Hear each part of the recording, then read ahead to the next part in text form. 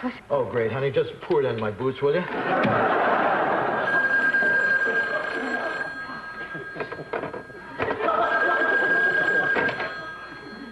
Hello? Yeah, yes, Mr. Palmieri. Yeah, we know your room is cold. It's a problem with our thermostat. Yeah, but our handyman should be back with a new one in just a few minutes. Well, I seriously doubt that your nose is going to drop off.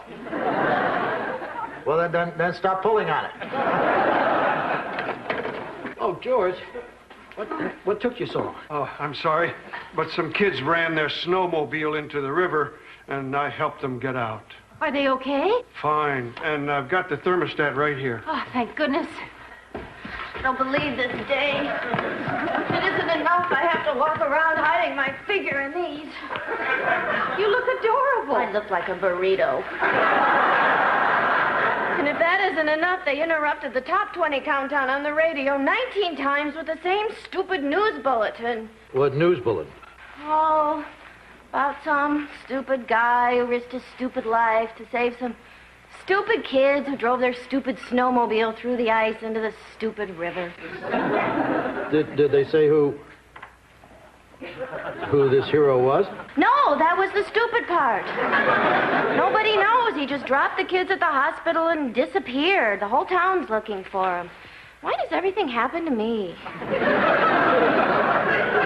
George, didn't you say that Joanna, would you hand me that screwdriver? Oh, my God. I know who it might be. Michael. You're Michael? It all fits.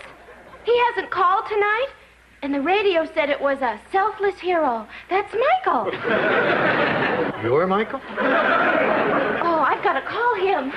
What is he thinking of risking his life like this so close to the winter carnival?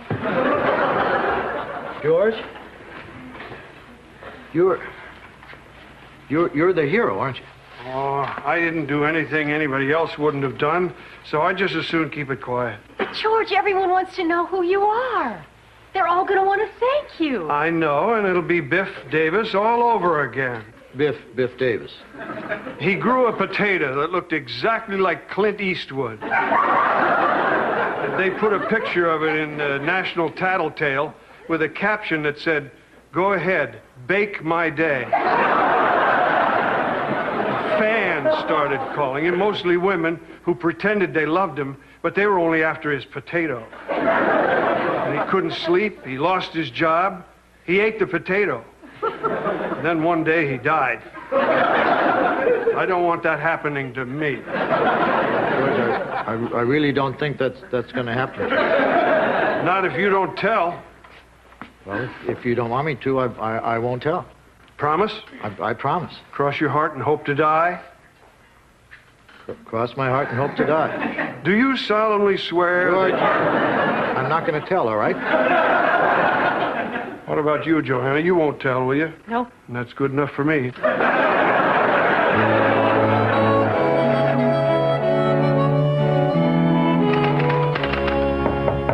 Come in. You'll be relieved to know I talked to Michael, and he didn't pull those kids out of the river. Really? Luckily enough, at the time, he was in his weekly session at the tanning salon. Thank God for narcissistic pastimes. Dick, Jim and Chester want to talk to us. Dick, we just gotta find this hero fella. If it helps any, he's not a sun-bronzed Adonis. The whole town is abuzz. The man does this courageous deed and then just disappears. Everyone wants to show their gratitude to this noble Samaritan. Yeah, we thought we could smoke him out with some cash. We've been talking to the merchants in town, and they're all putting up some reward money. Well, it's just possible, you know, he's a shy man who prefers to remain anonymous. You saying you don't want to put up any money? No. I'll make a contribution. What is everyone else giving? 50, 100? Well, most people are giving 5, but that 100 sounds good. Okay, if I use the phone, I want to find out how much the other guys have raised. Help yourself. I never thought there'd be a reward. Well, that's not all. The mayor is going to give this fellow the key to the city. A key to the city. Well, it doesn't really open anything. Now, that's true, but it does start Willie Fry's tractor. Jim. We've got to say something. Honey, if we tell, it's going to be Biff Davis's potato all over again. I mean, can you live with that? Yeah. Well, Mr. Anonymous just came forward to claim his reward. He did. That's wonderful. Yeah, who would have guessed it was Crazy Ollie? Crazy Ollie? Yeah? But that's the man who spends his days directing traffic. In wooden shoes and a band uniform. That's the one. So, Dick, if you'd care to write that check. Well, wait a minute. I mean, don't you think you ought to investigate this before you turn the money over? Comes out of the mouth a lot easier than the wallet, eh, Dick? No, I'm just saying I don't think it's prudent to take the word of a man whose first name is Crazy. And also, I don't think it's a good idea to give him money and a key to drive heavy farm equipment. Oh, he won't need a tractor, Dick. Hank Capwell's going to lend him a brand new Cadillac. The car that talks to you? Honey. And they're dedicating the new teeter-totter in the schoolyard in Crazy Ollie's name. What is Crazy Ollie's name? Well, whatever it is, it'll live on. Because when tales of heroes are told, this whole town will remember the name. George Utley. Huh? George? Dick. We promised we wouldn't say anything, but he told us the whole story. He saved those kids. Oh. Well, it did seem kind of odd that Ollie said there were 4 kids instead of 2. And that he scooped them out of the river with a spoon. Let's go congratulate George. Wait a minute. I better speak to him first. In fact, I'd appreciate it if you didn't let this go any further until after I've talked to him. Okay. Mum's the word. Just a minute. Okay, come on in. Hi, George. You got a minute? Yeah, sure thing. I was just folding my laundry. I love the smell of fresh laundry. Here, take a whiff. Is that sunshine in your nose or what? Close enough. Grab that in, would you? George, remember how you wanted it kept a secret how you saved those kids? Yeah, that's the plan. Well, I had to move to Plan B. What's Plan B? That's where I opened my big mouth and spilled the whole story to Jim and Chester. Bad plan. Well, you might like it, George. I mean, they want to give you money and a key to the city and a car that talks. Dick, did the Biff Davis story mean nothing? You're right. I'm sorry, George. Life can sure turn on you fast. George, it may not be as bad as you think. Jim and Chester promised not to tell anyone until I said it was okay. I'll call him and tell him to keep the lid on. Mr. Utley, why did you wait so long to come forward? How does it feel to be a hero? Did the reward have anything to do with it? You're not going to run for town council on it.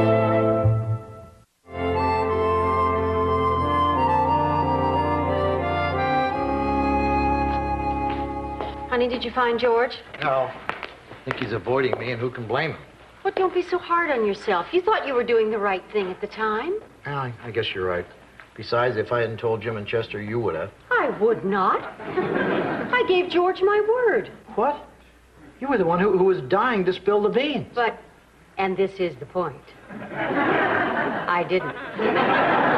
Face it, Dick, you just can't hold your beans.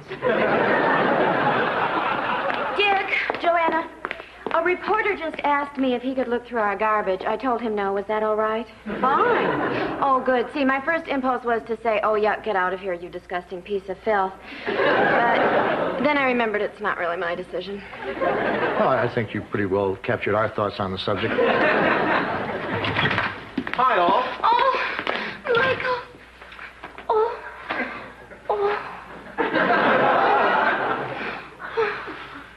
That was well worth the rumple. Oh, I'm sorry. It's just that when I remember the other night, it gives me the goosies.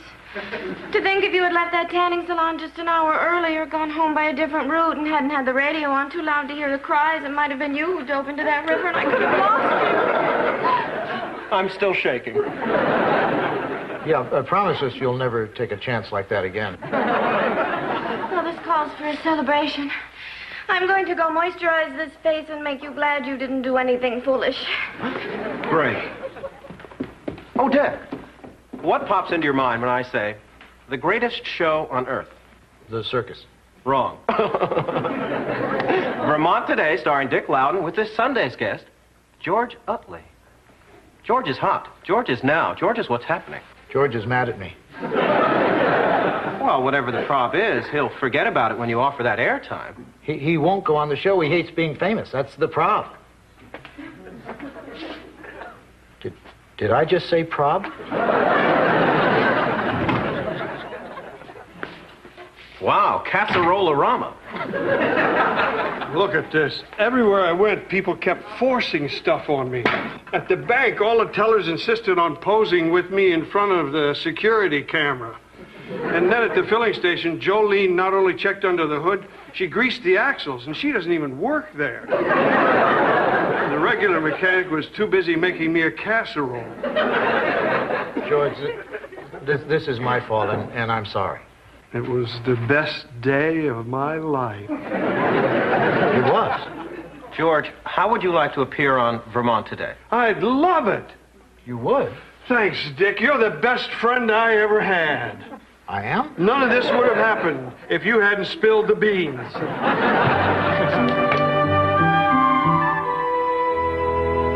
Dick.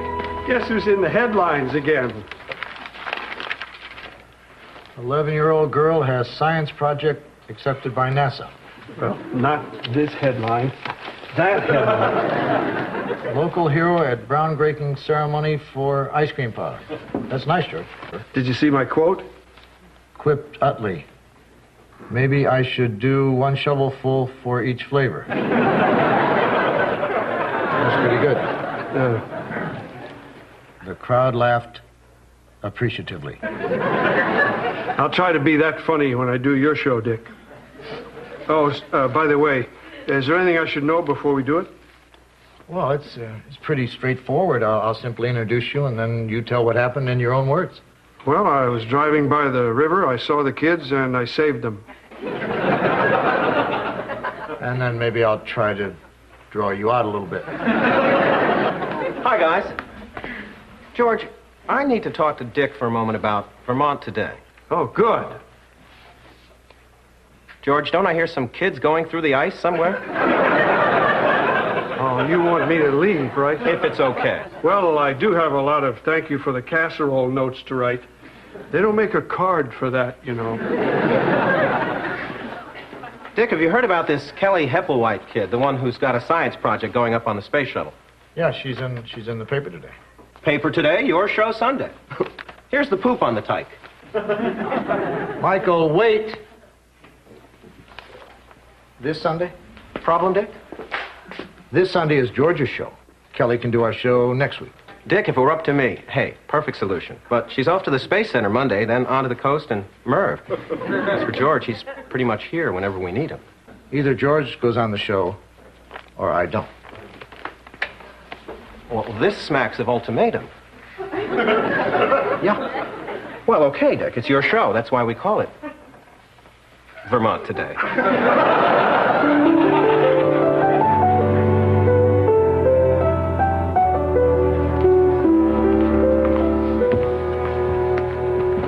And George, you'll be sitting here. Oh, maybe I should tell you, sometime during the program I might make a mistake. I thought I'd get us on one of those blooper shows. Dick, George, look who's here. Little Kelly Hepplewhite.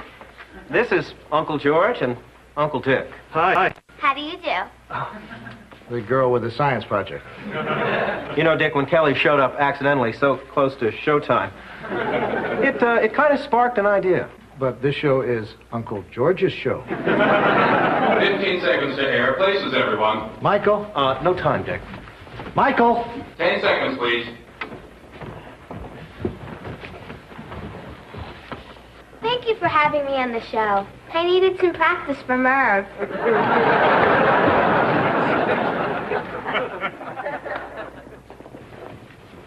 And now, it's Vermont Today, starring Dick Loudon, with today's special guest, science whiz little Kelly Hepplewhite. Hi, I'm Dick Loudon. Our really special guest is a renowned local hero you've been hearing so much about. The man who risked his life to save 2 children from an icy river, George Utley. We're also joined by Kelly Hepplewhite, who has some science project that NASA's apparently interested in. Interested? They chose me out of 4,000 kids. Well, it all sounds a little too complicated for us on this show. Oh, it's not that complicated, Mr. Loudon. I just wanted to see if seeds would know which way to sprout in a weightless environment. So what I did was, I took the plants, and if it turns out like we hope, maybe someday there'll be gardens orbiting the Earth. I think that'd be neat.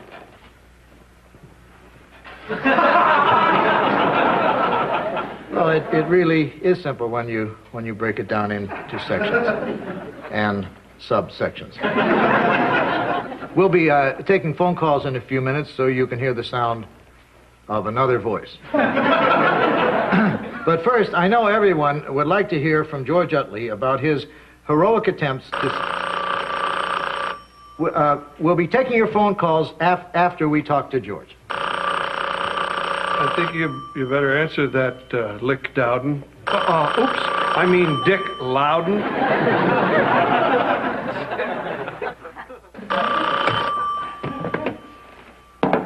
This is Dick Loudon, Vermont Today. Hello, Kelly? Yes? Don't all seeds sprout towards the sun? Well, everything changes when it's weightless, like in space. You know, see when the pull-up- it's interesting. Weightlessness is not unlike a feeling a person gets when they're submerged in icy water. Isn't that true, George? Gee, Dick, I was in and out so fast I really wouldn't know. Well, let's get on to our next call. Vermont Today. Yeah, I have a question about photosynthesis. Oh, okay. Who would like to handle that? Me. I'll take it. I had a feeling you would. Well, it all has to do with chlorophyll. You see, when the sun's rays hit the plant... We're back. During the commercial, Kelly confided in me her throat's getting a little sore, so why don't we give her a rest? I didn't say that my throat was sore. All I said was that it's for your own good, honey. So in the few minutes we have left, let's hear from all those people who have questions for George Utley. There's nothing wrong with my voice. Vermont Today. I have a question for Kelly. Well, maybe you weren't listening. We're only taking questions for George Utley. Do you have a question for him? No.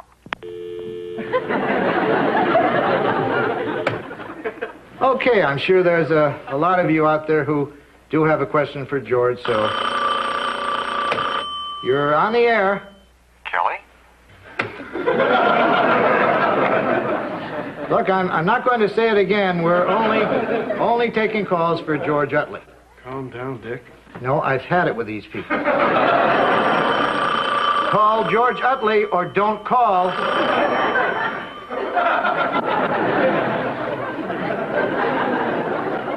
Come on, this man saved lives. She grows plants.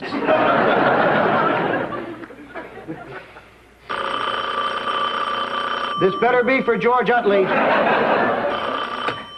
Hello? I have a question for George Utley. Finally. What is your question? Where do you get off lying about how you saved those kids? I saved them, and I've got the spoon to prove it. Ollie! Ollie, I think we have to move on. But I have a question for Kelly. Goodbye, Ollie. Well, we only have time for nothing else. Join us next week for another episode of Vermont Today. And we're clear. Michael! Oh, Boffo show, Dick. You insensitive, rating-grabbing jerk. Dick, tiny ears. What about your tiny mind? Take it easy, Dick. It's not his fault. What? Well, let's face it, nobody wanted to talk to me, And your yelling like that didn't help. I had the same note, Dick. Michael, get out of here or you got big probs. You all right, George? Yeah. Now, George, you know you'll always be a hero. Thanks. Well, you wanna grab a pizza? Dick, I'm a grown man. Are you just saying that to cheer me up? Yeah. Well, then, make it ice cream.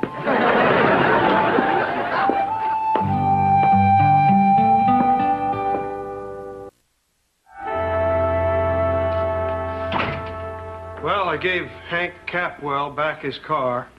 It didn't even say goodbye. I'm sorry, George. Boy, you think you know a car? Hi. Hi. We'd like a room. And some friends of ours told us we should stay in the James Madison suite. Well, the James Madison suite is nice, but I really recommend you take the George Utley suite. It's the best room in the house.